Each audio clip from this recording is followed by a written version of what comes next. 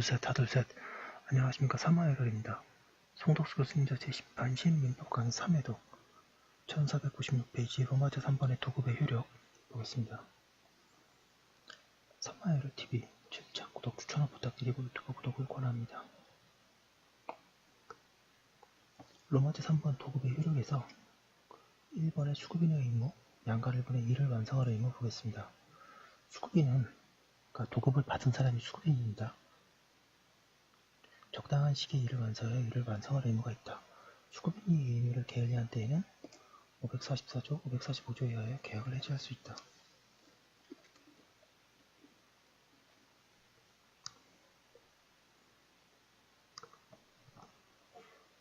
네, 잠시만요.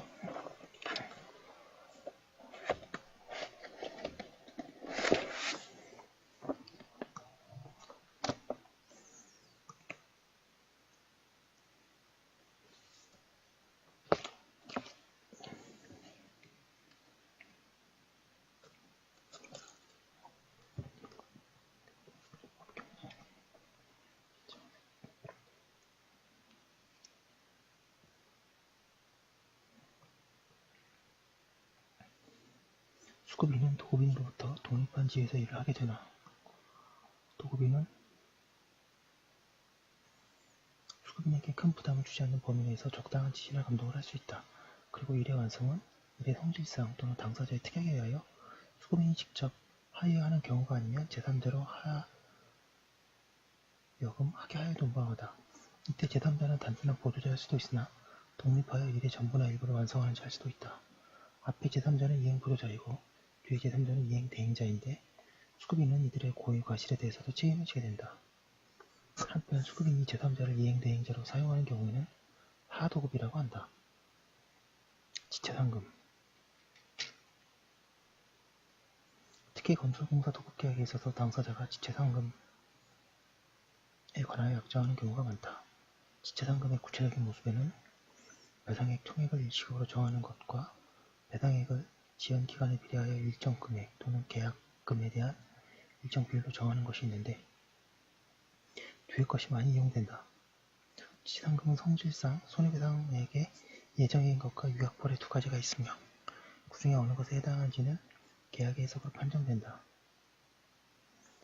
판례에 의하면 지체상금은 손해배상액의 예정으로 인정되며 따라서 그것이 부당하게 과다한 때에는 감액도 할 수 있다. 지체상금에 관하여 약정이 있는 경우에는 수급인이 약정된 기간 내에 그 일을 완성하여 도급인에게 인도하지 않는 한 특별한 약정이 있는 경우를 제외하고 지체상금을 지급할 의무가 있고, 이는 약정된 기일 이전에 그 공사의 일부만을 완료한 후 공사가 중단된 상태에서 약정 기일을 넘기고 그 후에 도급인이 계약을 해지함으로써 이를 완성하지 못한 경우에도 적용된다. 지체상금을 청구하려면 수급인에게 유책사유가 있어야 하며 수급인에게 유책사유가 없이 공사가 지연된 경우에는 그 기간만큼 공제된다. 그리고 천재지변이나 이에 준하는 경제사정의 급격한 변동 등 불가항력으로 인하여 목적물의 준공이 지연된 경우에는 수급인은 지체상금을 지급할 의무가 없다고 할 것이지만 이른바 아예 부사태 및 그로 인한 자재 수급의 차질 등으로 그와 같이 불가항력적인 사정으로 볼 수 없고 1. 1497페이지 반적으로 수급인이 공사도급계약상 공사기간 등을 약정함에 있어서 통상 비가 와서 정성적으로 작업을 하지 못하는 것까지 감안하고 이를 계약에 반영하는 점에 비춰볼 때 천재지변에 속하는 이례적인 강우가 아니라면 지체상금의 면책사유를 삼을 수 없다.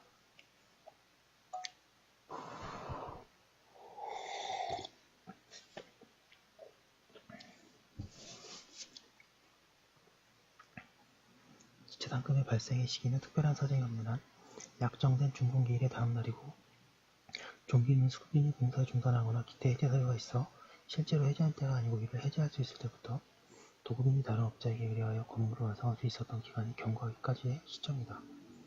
한편 판례는 공사도급계약상 도급인의 지체상금 채권과 수급인의 공사대금 채권은 특별한 사정이 없는 한 동시행의 관계에 있지 않다고 한다. 판례 보겠습니다. 공사도급계약을 체결하면서 건설교통부 시 민간건설공사 표준도급계약 일반 조건을 계약의 일부로 편입하기로 합의하였고 이 일반 조건에서 지체상금에 관한 규정과 별도로 계약의 해지로 인한 손해배상 청구에 관한 규정을 두고 있는 경우에 채무불이행에 관한 손해배상액의 예정은 당사자의 합의로 행해지는 것으로서 그 내용이 어떠한가, 특히 어떠한 유형의 채무불이행에 관한 손해배상을 예정한 것인가는 무엇보다도 당의 약정 해석에 의하여 정해지는 바 위 일반 조건의 지차상금 약정은 수급인의 공사 완성의 기한 내에 공사를 완성하지 못한 경우에 완공의 지체로 인한 손해배상 책임에 관하여 손해배상액을 예정하였다고 해석할 것이고, 수급인이 완공의 자체가 아니라 그 공사를 부실하게 한 것과 같은 불안전 급부 등으로 인하여 발생한 손해는 그것이 부실 공사 등과 상당인가 관계에 있는 완공의 지체로 인하여 발생한 것이 아닌 한 위 지차상금 약정에 의하여 처리되지 아니하고, 도급인은 위 일반 조건의 손해배상 약정에 기하여 별도로 그 배상을 청구할 수 있다. 이 경우 손해배상의 범위는 민법 제393조와 같이 그 범위 획정에 관한 일반 범위에 의하여 정해지고, 그것이 위 지체상금 약정에 기하여 산정되는 지체상금액에 제한되어 이를 넘지 못한다고 볼 것이 아니다.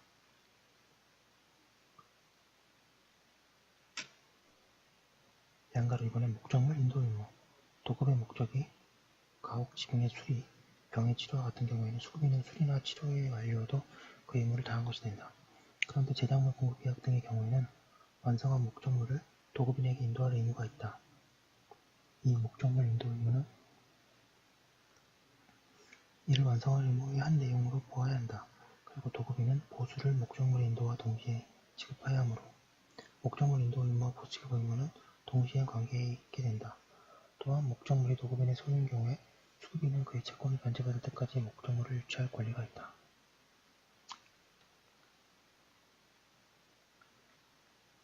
여기에 인도는 단순한 직접 점유 이전에 그치지 않으며 도급인에 의하여 일의 완성 여부가 검사되면서 직접 점유를 받는 것, 즉 검소와 의미한다. 한편 완성된 목적물의 소유권이 수급인에게 속하는 경우에는 수급인은 목적물의 소유권도 이전해 주어야 한다. 1498페이지 판례 보겠습니다. 제작물 공급계약에서 보수의 지급 시기에 관하여 당사자 사이에 특약이나 관습이 없으면 도급인은 완성된 목적물에 인도받음과 동시에 수급인에게 보수를 지급하는 것이 원칙이고, 이때 목적물의 인도는 완성된 목적물에 대한 단순한 처분 이전만을 의미하는 것이 아니라 도급인이 목적물을 검수한 후에 그 목적물이 계약 내용대로 완성되었으면 명시적 또는 묵시적으로 시인하는 것까지 포함하는 의미라고 보아야 한다. 그리고 도급계약에 있어서 일의 완성에 관한 주장 입증 책임은 일의 결과에 대한 보수의 지급을 구하는 수급인에게 있고, 제작물 공급계약에서 일이 완성되었다고 하려면 당초 예정된 최후의 공정까지 일은 종료하였다는 것만으로는 부족하고, 목적물의 주요 구조 부분이 약정된 대로 시공되어 사회통념상 일반적으로 요구되는 성능을 갖추고 있어야 하며, 개별적 사건에 있어서 예정된 사후의 공정이 일은 종료하였는지 여부는 수급인의 주장에 부여됨이 없이 당의 제작물 공급계약의 구체적 내용과 신성실의 원칙에 비추어 객관적으로 판단할 수밖에 없으므로 제작물 공급에 대한 보수의 지급을 청구하는 수급인으로서는 그 목적물 제작에 관하여 계약에서 정해진 최후 공정을 일은 종료하였다는 점뿐만 아니라 그 목적물의 주요 구조 부분이 약정된 대로 시공되어 사회통념상 일반적으로 요구되는 성능을 갖추고 있다는 점까지 주장 입증하여야 한다.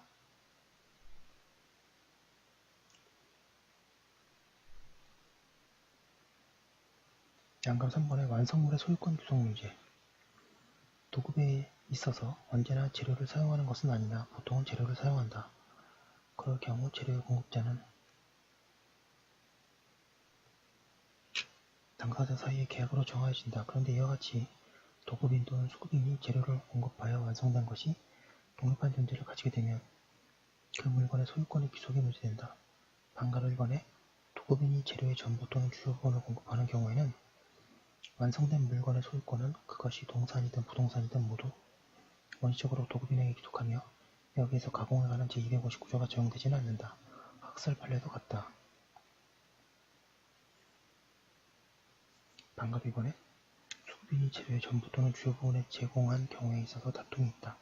우선 당사자 사이에 명시적 또는 묵시적 특약이 있는 때에는 그 특약에 의하여 정해지며 이에 대해서는 학설 판례가 일치한다. 당사자 사이에 특약이 없는 때에 관하여 학설은 1번의 완성물이 동산이든 부동산이든 수급인에게 귀속한다는 견해와 완성물이 동산인 경우에는 수급인에게 귀속하나 부동산일 때에는 원시적으로 도급인에게 속한다는 견해로 나뉜다.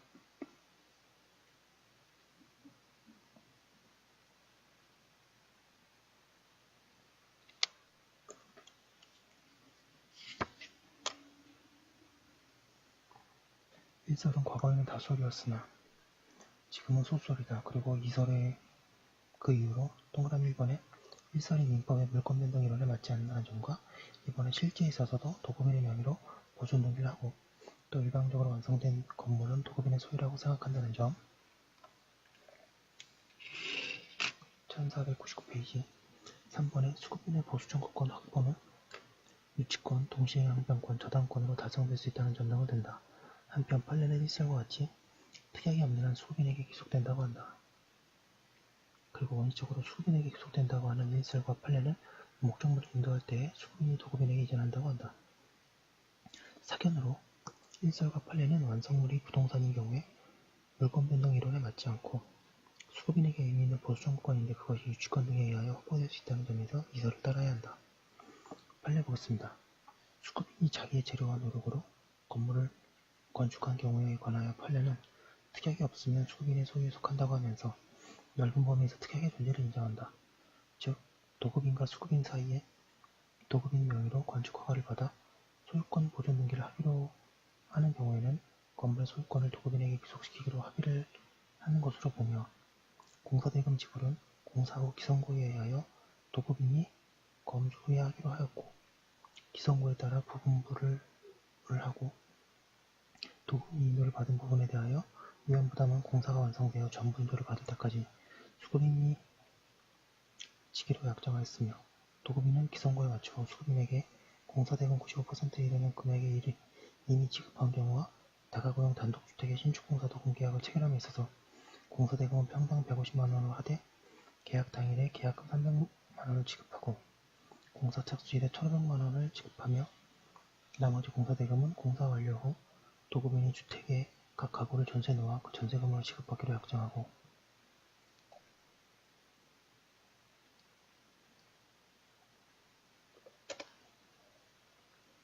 주택의 신축공사에 있어서 그 건축허가 명의도 도급인에게 놓여있는 경우에 관하여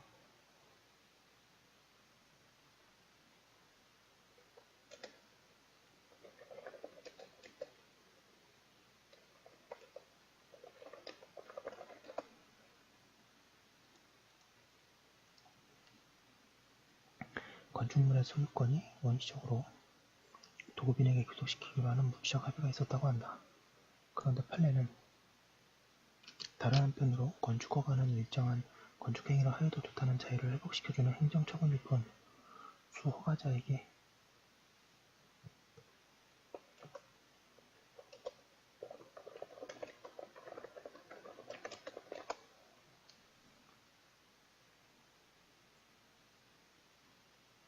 어떤 새로운 권리나 능력을 부여하는 것이 아니고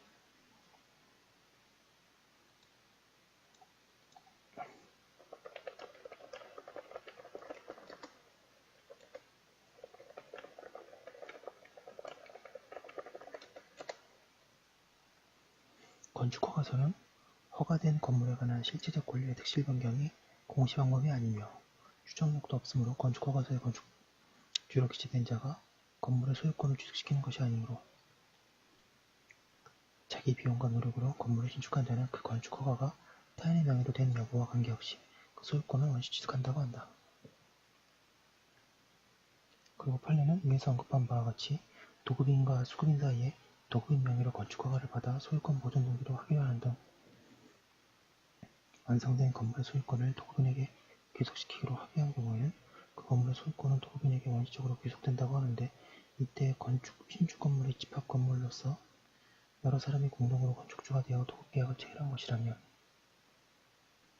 그 집합 건물의 각 전유 부분의 소유권이 누구에게 원시적으로 귀속되느냐는 공동 건축주 사이의 약정에 따라야 할 것이라고 한다. 양가로 이은에 대법원은 예전에는 담보의 목적으로 건축 명의를 담보권자로 하여 건물을 건축하면 대외적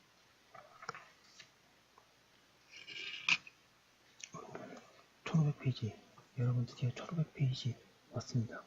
감사합니다. 건축 완성과 동시에 동 건물의 대외적인 소유권은 그 건축 허가 명의자인 담보권자에게 그 담보의 목적으로 원시적으로 귀속된다고 하였다. 그러나 근래에는 단지 채무의 담보를 위하여 채무자가 자기 비용과 노력으로 신축하는 건물의 건축 허가 명의 채권자 명의로 하였다면 이는 완성된 건물을 담보로 제공키로 하는 합의로서 법률행위를 위한 담보 물권의 설정이 다름 아니므로 완성된 건물의 소유권은 일단 이를 건축한 채무자가 원시적으로 취득한 후에 채권자 명의로 소유권 보존 등기를 마침으로써 담보 목적의 범위 내에서 채권자에게 그 소유권이 이전된다고 보아야 할 것이므로 이와 달리 채권자가 완성된 건물의 소유권을 원시적으로 취득한다고 볼 것은 아니라고 한다. 그리고 건축업자가 타인의 대지를 매수하여 그 대금을 전혀 지급하지 않은 채 그 위에 자기의 노력과 재료를 들여 건물을 건축하면서 그 건축허가 명의로 대지 소유자로 한 경우에는 부동산등기법 제131조의 규정에 의하여 특단의 사정이 없는 한 건축허가 명의인 앞으로 소유권 보존 등기를 할 수밖에 없는 점에 비추어 볼 때 그 목적이 대지 대금 채무를 담보하기 위한 경우가 일반적이라고 한다. 주의할 것은 여기에 판결들은 전혀 도급계약이 존재하지 않는 경우이거나 적어도 허가 명의자의 도급계약이 존재하지 않는 경우에 대한 것이라는 점이다. 난가지구 판례에 의하면 건축주의 사정으로 건축공사가 중단되었던 미완성의 건물을 인도받아 나머지 공사를 마치고 완공하였다고 하더라도 공사가 중단된 시점에서 사회통념상 독립된 건물이라고 볼 수 있는 형태와 구조를 가지고 있었다면 원래 건축주가 이를 원시 취득한다. 그에 비하여 그 공사의 중단 시점에 사회통념상 독립한 건물이라고 볼 수 있는 정도의 형태와 구조를 갖추지 못한 때에는 이를 인도받아 자기의 비용과 노력으로 완공한 자가 그 건물의 원시 취득자가 된다.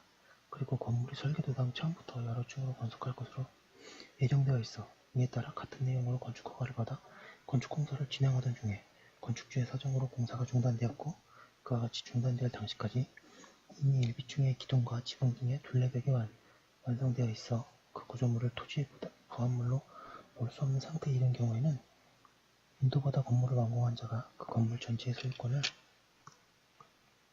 원시 취득하고 건축공사가 중단될 당시까지 기둥과 지붕 그리고 둘레벽이 완성되어 있던 층만을 분리해내어 이 부분만의 소유권을 종된 건축주가 원시 취득하는 것은 아니다.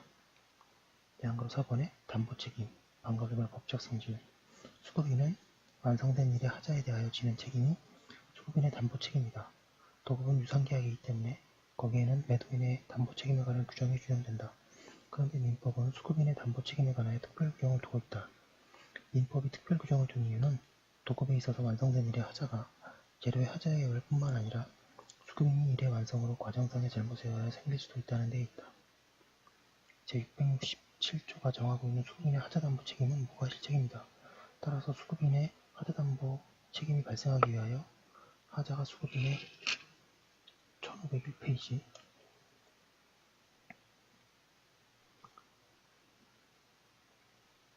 유책사유로 생겼을 필요는 없다. 하자가 수급인의 유책사유로 생긴 경우에 수급인은 불완전 이행 내지 불완전 급부의 책임을 지는가? 여기에 관해서 학설은 불완전 이행이 배제된다는 견해와 수급인의 하자 담보 책임에 의하여 도급인의 손해가 충분히 전부되지 않은 범위에서 수급인의 불완전 이행 책임을 인정한다는 견해로 나누어 있다. 그리고 판례는 완성물의 하자에 의해 확대 손해가 발생한 경우에 수급인의 손해배상 책임이 인정되어 이설에 견지했다. 사견으로 수급인의 담보 책임은 도급계약상의 유상성을 고려하여 도급인 보호를 위하여 유책사유가 없는 경우에는 수급인에게 일정한 책임을 지는 것일 뿐 일에 하자가 있는 경우에 배타적으로 부여하는 것은 아니다. 따라서 도급인은 채무불이행의 요건이 갖추어진 경우에는 그 책임을 물을 수도 있다고 하여야 한다. 반거기관의 요건 수급인의 담보 책임이 생기려면 완성된 목적물 또는 완성 전에 성취된 부분에 하자가 있어야 한다. 여기서 완성 전에 성취된 부분이라 함은 도급계약에 따른 일의 전부 완성은 되지는 않았지만 하자가 발생한 부분에 작업이 완료된 상태를 말한다. 그리고 하자는 우선 계약 체결 당시에 당사자에 의하여 존재된 성질이 없는 경우도 인정되나 당사자들이 특별히 어떤 성질을 전제로 하지 않는 때에는 그 종류의 물건이 일반적으로 가지고 있는 성질이 없는 경우에 하자가 있게 된다. 그러한 하자는 유형적인 일뿐만 아니라 무형적인 일도 있을 수 있다. 하자의 원인은 재료의 하자에 있을 수도 있고 시공상의 잘못이나 기타의 것일 수도 있다. 판례 보겠습니다.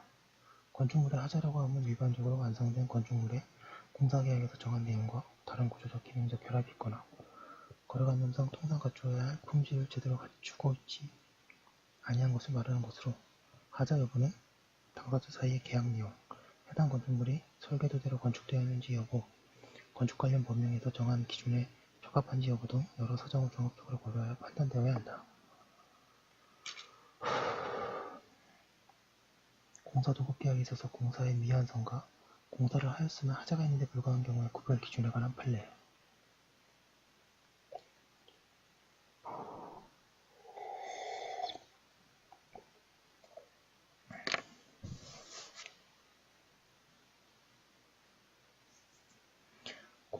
공사가 도중에 중단되어 예정된 최후의 공정을 종료하지 못한 경우에는 공사가 미완성된 것으로 볼 것이지만 공사가 당초 예정된 최후의 공정까지 일정 종료되고 그 주요 구조 부분이 약정된 대로 시공되어 사회통념상 이게 완성되었고 다만 그것이 불완전하여 보수를 하여야 할 경우에는 1502페이지 사가 완성되었으나 목적물에 하자가 있는 것을 지나지 아니한다고 해석함이 상당하고 예정된 최후의 공정을 종료하였는지 여부는 수급인의 주장이나 도급인이 실시하는 준공검사 여부에 구애됨이 없이 당해 공사 도급계약의 구체적 내용과 신성실의 원칙에 비추어 객관적으로 판단할 수밖에 없고 이와 같은 기준은 공사 도급계약의 수급인이 공사의 준공이라는 일의 완성을 지체한 데에 대한 손해배상액의 예정으로서의 성질을 가진 재산권에 관한 약정이 있어서도 그대로 적용된다.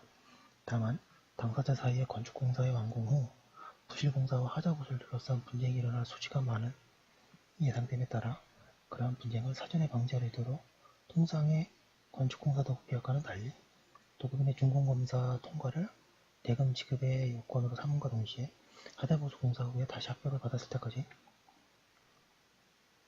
지체상금까지 부담하게 됨으로써 공사의 완전한 이행을 담보하기 위해 지체상금의 종기를 도급인의 준공검사 통과일로 정하였다고 볼 만한 특별한 사정이 있다면 그에 따라야 할 것이다.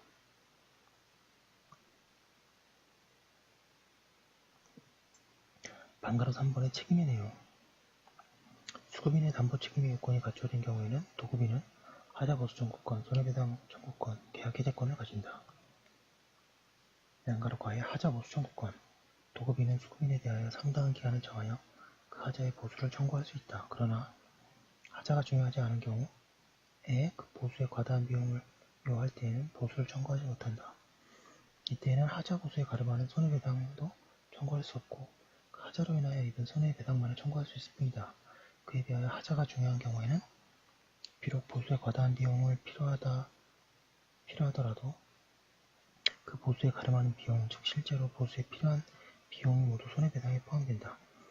나아가 완성된 건물, 기타 토지에 공작물에 중대한 하자가 있고 이로 인하여 그 건물 등이 무너질 위험성이 있어서 보수가 불가능하고 다시 건축할 수밖에 없는 경우에는 특별한 사정이 없는 한 건물 등을 철거하고 다시 건축하는 데 드는 비용 상당액을 하자로 인한 손해배상으로 청구할 수 있다. 양가로 A. 도급인이 상당한 기간을 정하여 하자 보수를 청구한 경우에는 그 기간이 경과할 때까지는 도급인은 하자 보수에 가름하는 손해배상을 청구하지 못한다. 민법이 보수 청구권과 보수에 가름하는 손해배상 청구권을 선택적으로 행사할 수 있도록 규정하고 있기 때문이다. 그리고 통솔은 수급인이 기간 내에 보수하지 않을 경우에도 도급인은 보수 청구권을 잃지 않는다고 한다. 이때 도급인이 544조에 의하여 해지할 수 있는가? 제668조의 취지를 이유로 이에 반대하는 견해가 있으나 담보 책임에 의한 해제와 채무 불이행에 의한 해제는 구별해야 하므로 하자보수 의무의 불이행을 이유로 해제할 수 있다고 하여야 한다. 내한가로 B. 수급인의 하자보수 의무 및 손해배상 의무는 도급인의 보수지급 의무와 1503페이지 동시행 관계에 있다. 따라서 도급인이 하자보수 청구권을 행사하는 경우에는 도급인의 보수지급 의무는 이행시제에 빠지지 않는다. 그러나 도급인의 목적물에 하자가 있다는 이유만으로 하자의 보수나 손해배상을 청구하지 않고 막바로 보수의 지급을 거절할 수는 없다. 도급인이 동시행을 이유로 지급을 거절할 수 있는 보수의 범위는 공사대금에 비하여 하자 보수비가 극히 소액인 것과 같은 특별한 사정이 없는 한 보수전부라고 하여야 한다. 그렇지 않으면 수급인으로서는 손해가 없게 되어 하자 보수가 불투명해지기 때문이다.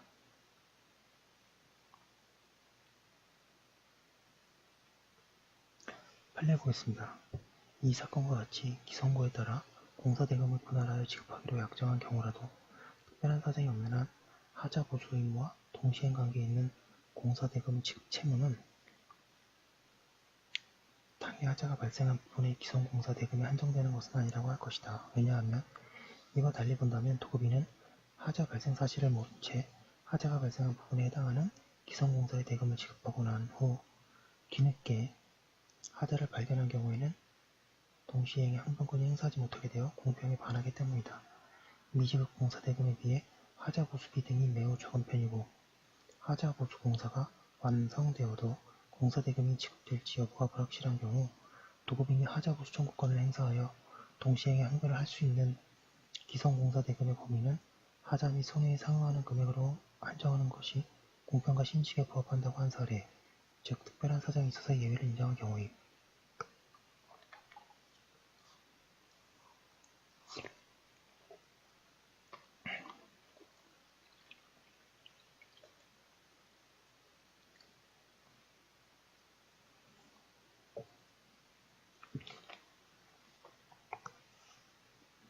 양가로 이은 도급계약에 있어서 완성된 목적물에 하자가 있는 경우에는 도급인은 수급인에 대하여 하자의 보수를 청구할 수 있고 그 하자의 보수에 가름하여 또는 보수와 함께 손해배상을 청구할 수 있는 바. 이들 청구권은 특별한 사정이 없는 한 수급인의 공사대금 채권과 동시행 관계에 있는 것이므로 수급인의 하수급인에 대한 하도급 공사대금 채무를 인수한 도급인은 특별한 사정이 없는 한 수급인이 하수급인과 사이에 하도급 계약상 동시행 관계에 있는 수급인의 하수급인에 대한 하자 보수 청구권 내지 하자에 가름한 손해배상 채권 등에 대한 동시행의 항변으로서 하수급인에게 대항할 수 있다.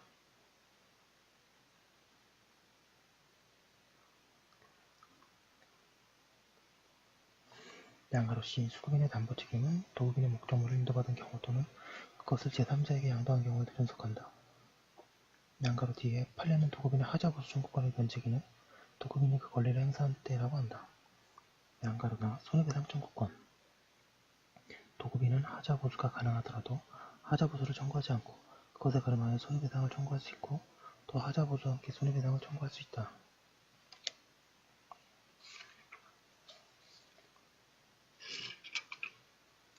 1504페이지 또한 하자가 중요하지 않은 경우에는 보수에 과다한 비용을 요한 때에도 손해배상을 청구하게 된다. 양가로 A 여기에 손해배상의 범위에 관하여 학설은 실내이익이며 수급인에게 유책사유가 있는 때에는 불완전 이행을 이유로 이행이익의 배상을 청구할 수 있다는 견해와 2번의 이행이라는 견해, 3번의 하자 손해 내지 실내이익 외에 그 하자와 밀접한 관련이 있는 하자 결과 손해까지 포함한다는 견해로 나뉘는데 사견은 일설과 같다. 양가로 B 수급인의 손해배상 의무와 도급인의 보수지급 의무는 동시행 관계에 있다. 따라서 도급인이 하자의 보수에 가름하여 손해배상을 청구하는 경우 도급인은 그 손해배상의 제공을 받을 때까지 보수의 지급을 거절할 수 있는데 이때 거절 범위는 배상액에 상당하는 보수액만이라고 하여야 한다. 양가로 C 판례는 제667조가 정하는 수급인의 하자 보수에 가름하는 손해배상 채무는 이행의 기한이 없는 채무로서 이행 청구를 받은 때부터 지체 책임이 있다고 한다.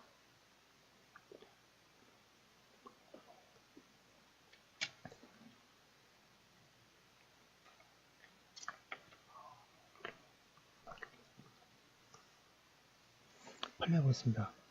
양가로 규약의 민법 667조 제2항의 하자 보수에 가름한 손해배상 청구권은 보수 청구권과 병존하여 처음부터 도급인에게 존재하는 권리이고 일반적으로 손해배상 청구권은 사회 통념에 비추어 객관적이고 합리적으로 판단하여 현실적으로 손해가 발생한 때에 성립하는 것이므로 하자 보수에 가름한 손해배상 청구권은 하자가 발생하여 보수가 필요하게 된 시점에는 성립한다고 보면 상당하다.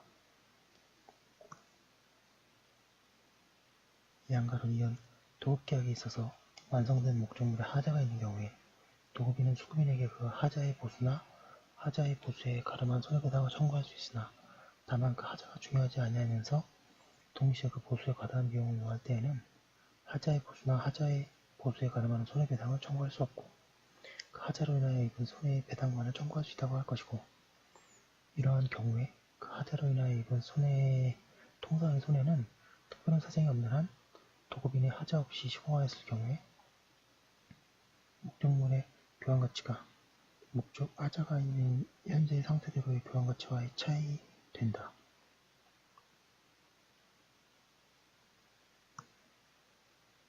양가로 디귿 수급인은 목적물이 하자로 인하여 훼손된 경우 그 훼손된 부분을 철거하고 재시공하는 등 복구하는 데 드는 비용 상당액의 손해를 배당할 의무가 있는 것이고 이 사건과 같이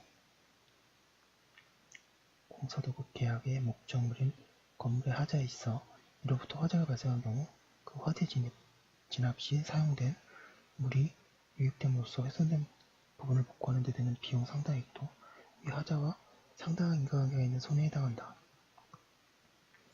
양가로 1. 일반적으로 건물 신축 도급 계약에 있어서 수급인이 신축한 건물에 하자가 있는 경우에는 이로 인하여 도급인이 받은 정신적 고통은 하자가 보수되거나 하자 보수에 가름한 손해배상이 이루어짐으로써 1505페이지 회복된다고 봄이 상당하고 도급인이 하자의 보수나 손해배상만으로는 회복될 수 없는 정신적 고통을 입었다면 이는 특별한 사정으로 인하여 이러한 손해로서 수급인이 이와 같은 사정을 알았거나 알 수 있었을 경우에 한하여 정신적 고통에 대한 위자료를 인정할 수 있다.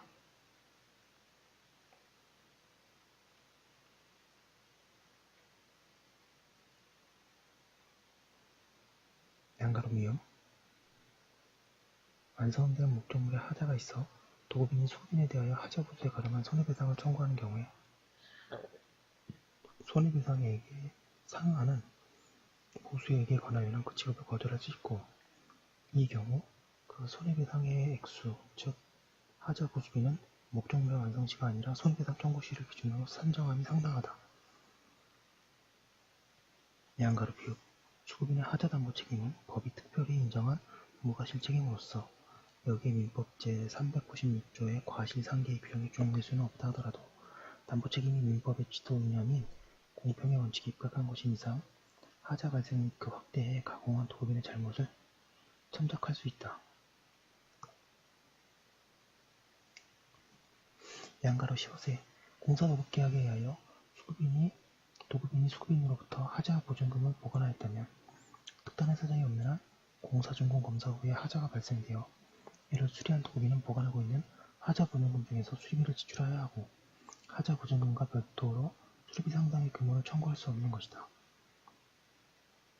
양가로 이행해 수급인의 도급계약에 따른 의무를 제대로 이행하지 못함으로 말미암아 도급인의 신체 또는 재산에 손해가 발생한 경우 수급인에게 규칙사유가 없었다는 점을 스스로 인정하지 못하는 한 도급인에게 그 손해를 배상할 의무가 있다고 보아야 할 것이고 원래 동시행의 항변권은 공평의 관념과 신치에 입각하여 각 당사자가 부담하는 채무가 서로 대가적 의미를 가지고 관련되어 있을 때 그 이행 과정에서의 결령관계에 인정하여 당사자 일방은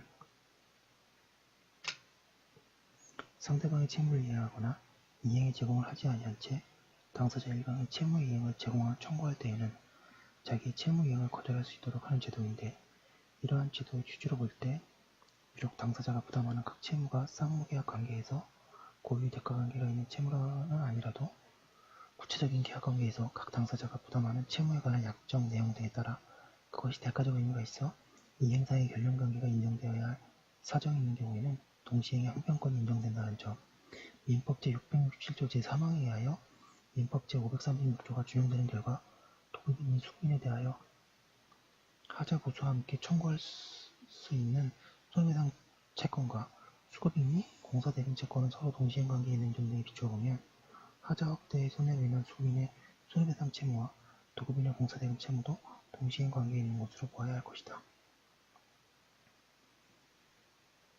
양가로 치읓 하자 보증금의 성격에 관한 판례 양가로 치읓 도급인은 그가 분양한 아파트의 하자와 관련하여 구분 소유자들로부터 손해배상 청구를 당하여 그 하자에 대한 손해배상금 및 이에 대한 지연손해금을 지급한 경우 그 지연손해금은 도급인이 자신의 채무의 이행에 지체함에 따라 발생한 것에 불과하므로 특별한 사정이 없는 한 수급인의 도급 계약상의 채무 불이행과 상당인과 관계가 있는 손해라고 볼 수는 없다. 이러한 경우 도급인으로서는 도금 소유자들의 손해배상 청구와 상관없이 수급인을 상대로 위 하자에 대한 손해배상금의 지급을 청구하여 그 이행지체에 따른 지연 손해금을 청구할 수 있을 뿐이다. 네, 1506페이지 보겠습니다. 양가로 다 계약 해제권. 양가로 다는 어디서 나온 거냐면요. 책임의 내용, 수급인이 담보 책임의 요건이 갖추어진 경우 도급인은 하자 보수 청구권, 손해배상권, 계약 해제권 이렇게 세 가지를 가진다고 하죠. 도급인은 완성된 목적물의 하자로 인하여 계약의 목적을 달성할 수 없을 때에는 계약을 해지할 수 있다. 이때 해지하려면 상당한 기간을 정하여 최고를 하여야 하는가? 여기에 관한 학설은 필요설과 불필요설로 나뉘어 있다. 사견으로 여기 해제는 이행지체에 관한 해지와 다르며 최고를 인정할 근거가 없다. 따라서 최고는 필요하지 않다고 할 것이다. 한편 이 경우에 해제를 하면서 손해배상도 청구할 수 있다고 하여야 한다.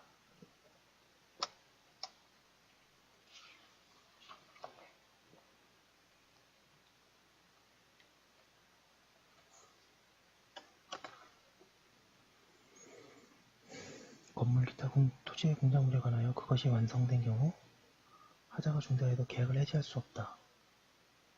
668조 단서 이것은 강행 규정이다. 따라서 도급인이 목적 배상만을 청구할 수 있을 뿐이다. 그러나 토지의 공작물이 완성되기 전에는 채무 불이행의 일반 원칙에 따라서 해지할 수 있다. 방가로 4번 책임의 감면에 관한 특징 목적물의 하자가 도급인이 제공한 재료의 성질 또는 도급인의 지시에 기인한 때에는 수급인의 담보 책임은 생기지 않는다. 그러나 수급인이 그 재료 또는 지시의 부적당함을 알고 도급인에게 고지하지 않은 때에는 담보 책임이 생긴다. 양가로다. 당사자가 수급인의 담보 책임을 면제 또는 경감하는 특약을 한 경우에 그 특약은 원칙적으로 유효하다. 그러나 책임을 면제하는 특약이 있어도 수급인이 알고 고지하지 않은 사실에 대하여 면책되지 않는다. 그리고 이 규정은 담보 책임 기간을 단축하는 것과 같이 담보 책임의 제한 내지 감경하는 경우에도 규정되어야 한다.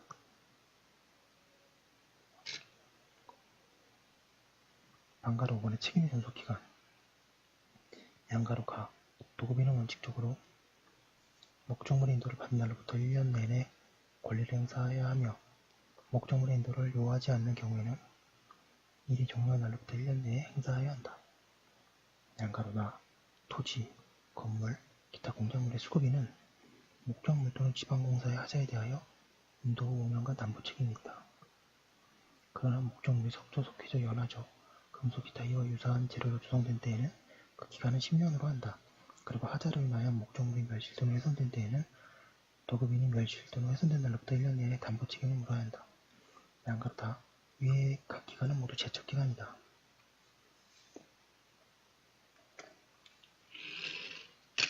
1507페이지 수급인의 담보 책임에 기한 하자 보수에 가름하는 손해배상 청구권에 관하여 민법 제670조 또는 제671조의 제척기간이 적용되고 이는 법률관계에 두둑한 안정을 도모하고자 하는 데 그 취지가 있다. 그런데 이러한 도급인의 손해배상 청구권에 대하여 그 권리의 내용, 성질 및 취지에 비추어 민법 제162조 1항의 채권 소멸시효의 규정 또는 그 도급계약의 상행에 해당하는 경우에는 상법 제64조의 상사시효의 규정이 적용된다고 할 것이고 민법 제670조 또는 671조의 제척기간의 규정에 의하여 각 소멸시효 규정에 적용이 배제된다고 볼 수는 없다. 예, 좀 양이 많은데요. 도급에서 도급의 효력 1번의 수급인의 의무 이슈로 봤습니다. 잠깐 쉬었다가 또 다음 거 보도록 하겠습니다. 잠시만요.